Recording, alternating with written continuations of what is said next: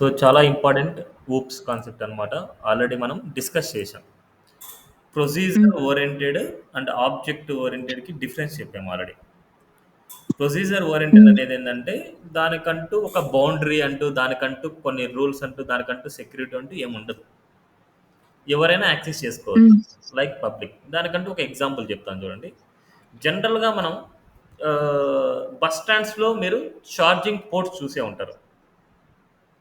ఆ హ్మ్. Charging ports అనేది పబ్లిక్ ఓరియెంటెడ్ అనమాట. పబ్లిక్ కాబట్టి ఎవరైనా సరే యూజ్ చేసుకోవచ్చు. It's a free of cost. ఎవరైనా సరే చేయొచ్చు. రైట్? బట్ ఇక్కడ ఆబ్జెక్ట్ యెస్. ఓరియెంటెడ్ ప్రోగ్రామింగ్ అంటే జస్ట్ లైక్ మన హౌస్ అనుకోండి. మన హౌస్‌లో ఛార్జింగ్ హ్మ్. పెట్టుకోవాలనుకుంటే పబ్లిక్ వచ్చేసి మన దగ్గర పెట్టుకోరు కదా! డైరెక్ట్‌గా వచ్చి. హ్మ్. దానికంటూ ఒక బౌండరీ ఉంది. దానికంటూ మనం పర్మిషన్ తీసుకోవాలి. మనం పర్మిషన్ తీసుకొని వాళ్ళు ఛార్జింగ్ పెట్టుకోవాలి. అలా ఎవరిని అడగకుండా పెట్టుకునే ఛాన్స్ అంటూ ఉండదు. అలాంటి ఓరియెంటెడ్ ప్రోగ్రామింగే ఆబ్జెక్ట్ ఓరియెంటెడ్ ప్రోగ్రామింగ్ అనమాట. దానికంటూ బౌండరీ ఉంటది. దానికంటూ పర్మిషన్ అంటూ మనం తీసుకోవాలి. ఓకే. దాన్ని హ్మ్. ఎన్‌క్యాప్సులేషన్ అంటాం. ఎన్‌క్యాప్సులేషన్‌లో మనకు జనరల్‌గా ఏమైతదంటే ఇట్స్ ఏ బౌండరీ అంటే దానికంటూ ఒక బౌండరీ ఉంటది చూడండి. Wrapping or binding up of a variable. Data or state. స్టేట్‌నే డేటా అనొచ్చు. డేటాని స్టేట్ అనొచ్చు. అండ్ మెథడ్స్ కోడ్ అనమాట. Into a single unit. ఒక బౌండరీలో మనం పెట్టి ఉంటాం. దాన్నే క్లాస్ అంటాము. ఏదైనా సరే వేరియబుల్స్‌నైనా, మెథడ్స్‌నైనా ఒక క్లాస్‌లోనే రాస్తాం. That's the boundary. దాన్ని ఎన్‌క్యాప్సులేషన్ అంటాం. ఇప్పుడు ఆ క్లాస్‌లో ఉండే వేరియబుల్స్‌నైనా, మెథడ్స్‌నైనా మనం యూజ్ చేసుకోవాలంటే ఏం చేయాలి? ఆ క్లాస్ కంటూ ఒక ఆబ్జెక్ట్‌ని మనం క్రియేట్ చేయాలి. ఆ ఆబ్జెక్ట్ నంటూ క్రియేట్ చేసుకొని, ఆ ఆబ్జెక్ట్ ద్వారా వాటిలో ఉండే వేరియబుల్స్‌ని, మెథడ్స్‌ని మనం యూజ్ చేసుకోగలము. దీన్నే ఎన్‌క్యాప్సులేషన్ అంటాం. హ్మ్. క్లియర్? Yes sir. అర్థమైందా? ఎన్‌క్యాప్సులేషన్ అంటే? హ్మ్. దాంట్లో యాహ్! ఫీచర్స్ ఉన్నాయి. ఆబ్జెక్ట్‌ని కాల్ చేసుకోవడం. న్యూ ఆబ్జెక్ట్‌ని క్రియేట్ చేసుకోవటాన్ని అవును. ఎన్‌క్యాప్సులేషన్. హ్మ్. సో, క్లాసు, ఆబ్జెక్ట్స్ ఆల్రెడీ మనం డిస్కస్ చేసాం. మళ్ళీ ఒకసారి డిస్కస్ చేద్దాం. ఒక మీనింగ్‌ఫుల్‌గా చెప్దాం. హ్మ్. క్లాస్ అండ్ ఆబ్జెక్ట్ అన్నమాట. So, class and object inter related with each other అనమాట. అంటే రెండిటికి ఒక ఇంటర్ రిలేటెడ్ కనెక్షన్ ఉంటది. అసలు క్లాస్ అంటే చూడండి జస్ట్ ఒక మీనింగ్‌లా రాశాను. Provides the definition of A object. Provides the definition of an object అనమాట. అంటే జనరల్‌గా ఏందంటే క్లాస్ అనేది ఒక ఇమాజినరీ అనమాట. మనం ఊహించుకుంటాం ఇలా అని ఇలా. ఎగ్జాంపుల్ చూడండి. ఆబ్జెక్ట్ ఎలా ఉండాలి? ఏ రూల్స్‌ని ఫాలో అయితే అది ఆబ్జెక్ట్ అవుతుంది అనేసి చెప్పేదే క్లాస్ అన్నమాట. దాన్నే ఇలా a class is what defines what an object should be like and what rules it must follow become an object. ఏ రూల్స్ ఫాలో అవ్వడం వల్ల అది ఆబ్జెక్ట్ అవుతుంది అనేసి క్లాస్ చెప్తుంది మనకు. క్లాస్ అనేది collection of objects. Class is a imaginary. Clear? దానికి ఎగ్జాంపుల్ కూడా నేను చెప్తాను. అదేవిధంగా object what we touch everything called object అనమాట. మనము ఇక్కడ ఉండే ఇండస్ట్రీ అంటే ఇక్కడ ఉండే మనకు ప్రపంచంలో ఏదైనా సరే మనం టచ్ చేయగలిగేది మొత్తం అంతా ఆబ్జెక్ట్ అవుతుంది. ఆబ్జెక్ట్ అంటే ఇన్స్టెన్స్ ఆఫ్ ఎ క్లాస్ అనమాట. It's a real time entity. Class అనేది ఇమాజినరీ అయితే ఆబ్జెక్ట్ అనేది రియల్ థింగ్ అనమాట. మనం టచ్ చేయొచ్చు దాన్ని. క్లాస్ అనేది ఇమాజినరీ. ఎగ్జాంపుల్ చెప్తున్నా. క్లాస్ అనేది ఎలా ఉంటదంటే, ఇప్పుడు మనం ఒక షాప్‌కెళ్తాం. షాప్‌కెళ్ళినప్పుడు ఒక మంచి బెస్ట్ మొబైల్ ఫోన్ ఇవ్వమని చెప్తాం. షాప్ అతను మనల్ని ఏమడుగుతాడు? బెస్ట్ అంటే మీ దృష్టిలో ఏంటి అనేసి. అప్పుడు మనం ఇమాజినరీ చేసుకుంటాం. నాకు బెస్ట్ కెమెరా ఉండేది కావాలి. బెస్ట్ స్పీడ్ ఉండేది కావాలి. బెస్ట్ పిక్చర్ క్వాలిటీ ఉండేది కావాలి. బెస్ట్ డిస్‌ప్లే ఉండేది కావాలి. ఇలాంటి మనం స్పెసిఫికేషన్ చెప్తాం. ఆ స్పెసిఫికేషన్స్ అనేదే ఇమాజినరీ అన్నమాట. మనం ఇమాజిన్ చేసుకొని చెప్తున్నాం. దాంట్లో మెథడ్స్ ఉంటాయి. అంటే సెల్ ఇంత పర్ఫార్మెన్స్ ఉండాలి, గేమ్‌కి సపోర్టెడ్ ఉండాలి. ఇలాంటియన్నీ ఏందంటే మెథడ్స్ అన్నమాట మనకి. అదే ప్రాపర్టీస్ అంటే బెస్ట్ కెమెరా. అంటే కెమెరా ఏంటి? బెస్ట్ ప్రైజ్ ఇలాంటియన్నీ మనకు ప్రాపర్టీస్ అవుతాయి. మెథడ్స్ అనేది గేమింగ్ సపోర్ట్ చేయాలి అండ్ మిగతా వాడికి సపోర్ట్ చేయాలి అనేది మెథడ్స్ అనమాట. ఇవన్నీ ఏంటంటే ఇమాజినరీ థింగ్స్ అనమాట. మీరు ఇమాజిన్ చేసి చెప్తున్నది. ఆ ఇమాజిన్ చేసి చెప్పేది షాప్ ఓనర్ ఏం చేస్తాడు? ఉందో దీనికి స్పెసిఫికేషన్ తగ్గట్టుగా ఈ మొబైల్స్ ఉన్నాయనేసి మీ దగ్గర మొబైల్స్ పెడతాడు. దట్స్ ద ఒరిజినల్ హ్మ్. మొబైల్స్. దాన్ని రియాలిటీ అనమాట. దట్స్ ఆర్ ద ఆబ్జెక్ట్స్ అనమాట. ఇందో సామ్సంగ్లో ఇది ఉంది, ఎంఐలో ఇది ఉంది, ఒప్పోలో ఇది ఉంది, వివోలో ఇది ఉంది అనేసి మీరు అన్నట్టుగా స్పెసిఫికేషన్స్తో తగ్గట్టుగా ఒక ఆబ్జెక్ట్ అంటూ ఇస్తాడు. అర్థమైందా? క్లాస్ అనేది ఒక ఇమాజినరీ, ఆబ్జెక్ట్ అనేది ఒక రియల్ థింగ్. ఏమన్నా డౌట్? Yes sir. హుహు. ఇదే best mobile is a class is a imaginary shop person ask to your way what is good mobile tell me the some features now I explain camera process display these are the variables game support best capturing these are the methods now shop owner give futures related some real mobiles Samsung Mi Oppo called it as a object. అర్థమైందా హ్మ్. ఆబ్జెక్ట్కి క్లాస్కి? Yes sir. Next data abstraction abstraction. Abstraction. Okay. Abstraction అనేది ఏంటంటే hidden హ్మ్. అనమాట. అంటే abstraction meaning hiding, representing essential features without including background details is said to be a data abstraction. నాకు అది పలకడానికి రావట్లేదు. అబ్స్ట్రాక్షన్. హ్మ్. ఓకే. పర్లేదు. What data we want the details only we display rest of the data will hide. Example car అనుకుంటున్నాం.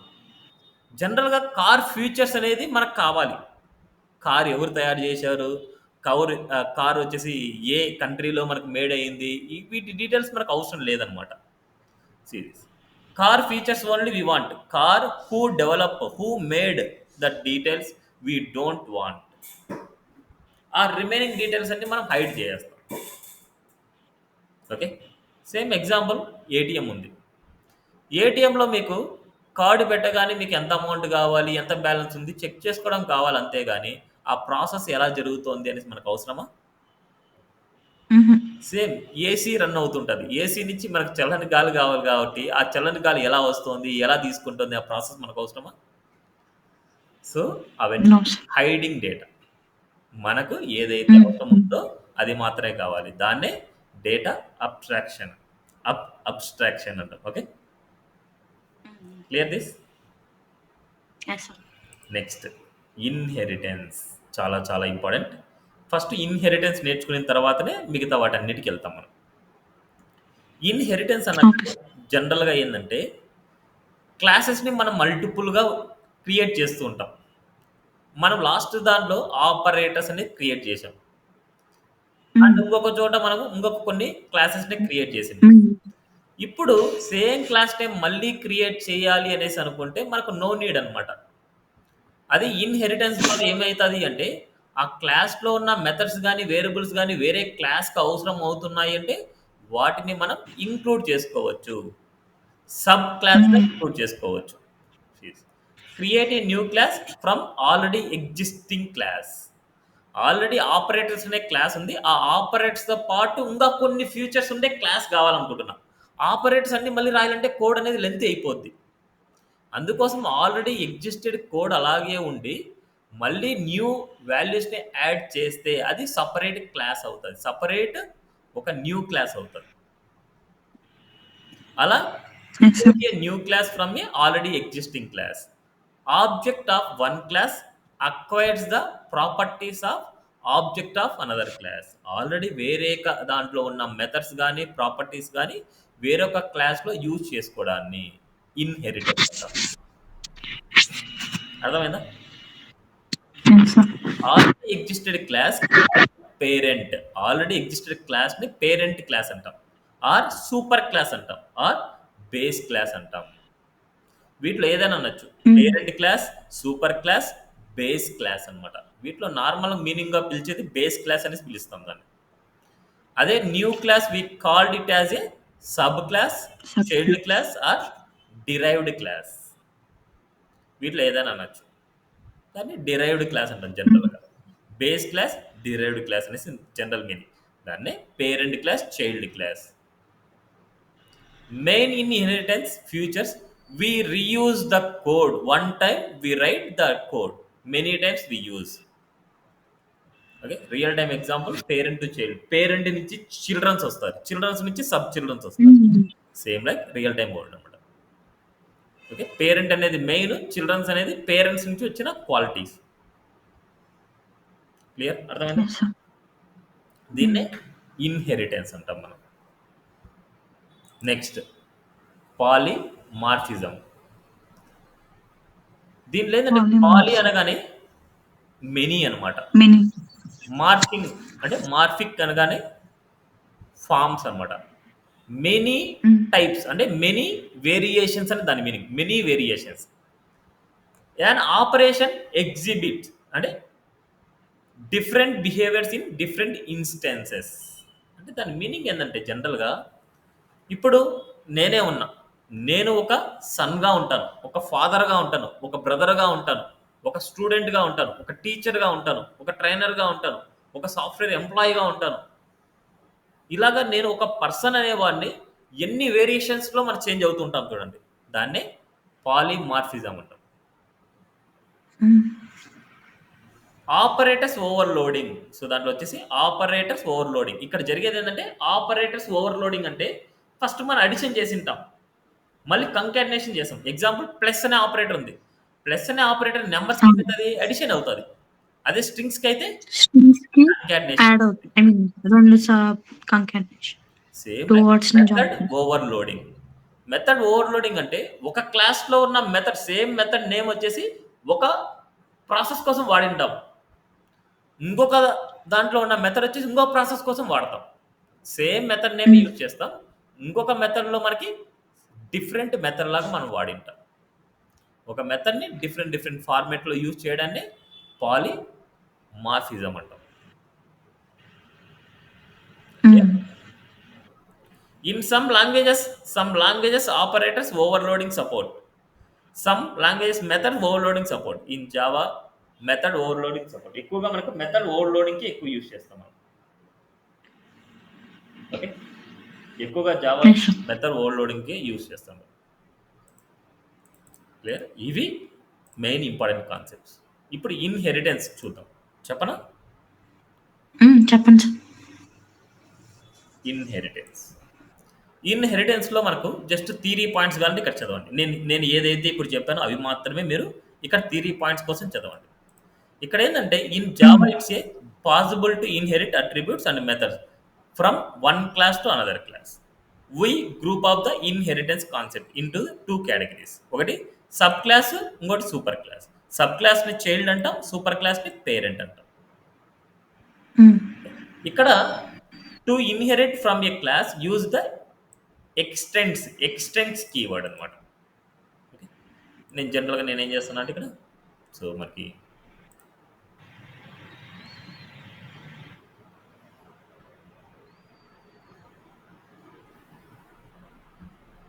First inheritance నేర్చుకుందాం ఇవాళ, remaining అన్ని రేపు నేర్చుకుందాం.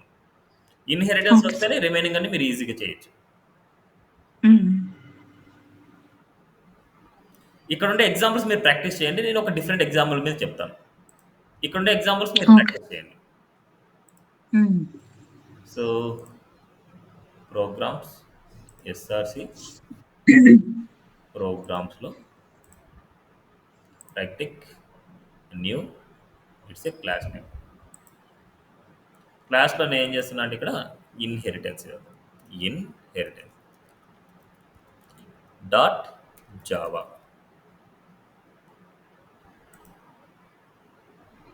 నాకు అక్కడ జావా ఆల్రెడీ వస్తుంది కదా మనకి. ఓకే, ఇన్హెరిటెన్స్ రాస్తాను, ఫినిష్. Inheritance dot Java. ఇప్పుడు నేను ఏం చేస్తున్నా అంటే ఇక్కడ ఒక 2 క్లాసెస్ రాస్తున్నాను. ఫస్ట్ ఆపరేటర్స్ అని మనం చేసాం కదా, ఆపరేటర్స్ ఓకే. ఆపరేటర్స్ క్లాస్ వచ్చేసి నేను రాస్తాను.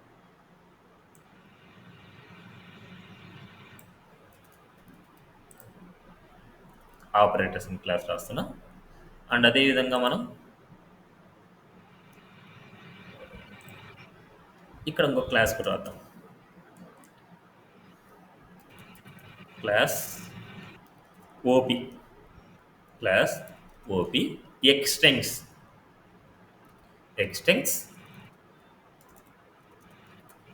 ఆపరేటర్స్ అంతేనా అండి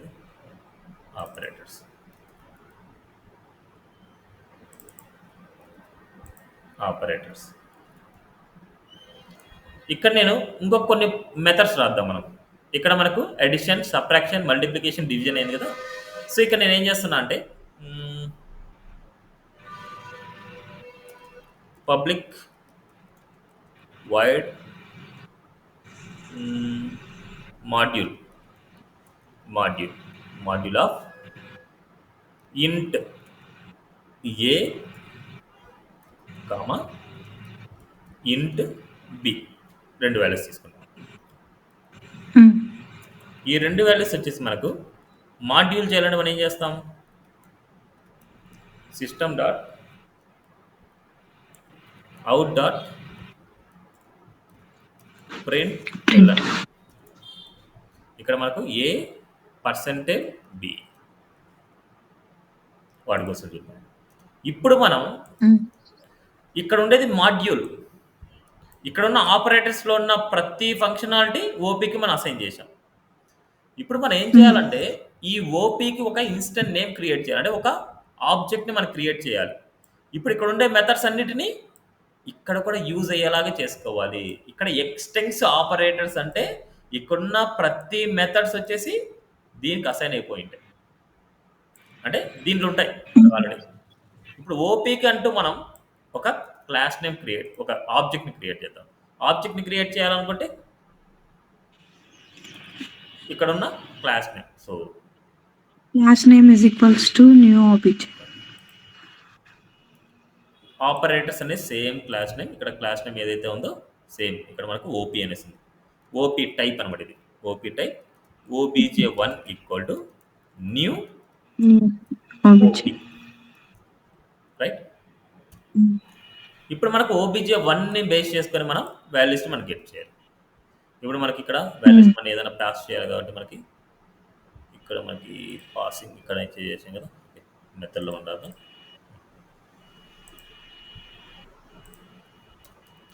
obj1 డాట్ యాడ్ అంటున్నా చూడండి ఇక్కడ మనం రాసింది ఏంటంటే మనకు ఓపీనే మనం రాసింది ఓపీలో మనకు యాడ్ అనే మెథడ్ని రాస్తున్నాం యాడ్లో మనకు 10 కామా 15 see this output చూద్దాం Console.